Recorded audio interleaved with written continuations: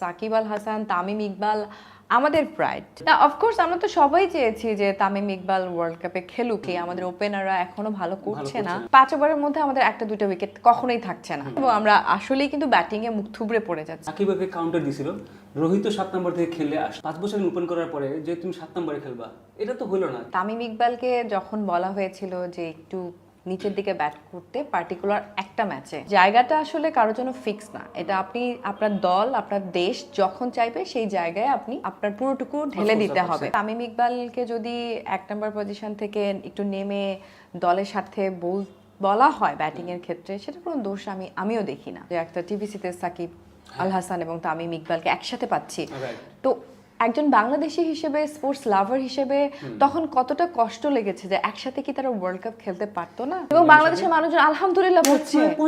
আচ্ছা, শোরুম আল হাসান হলে সমস্যাটা কোথায়?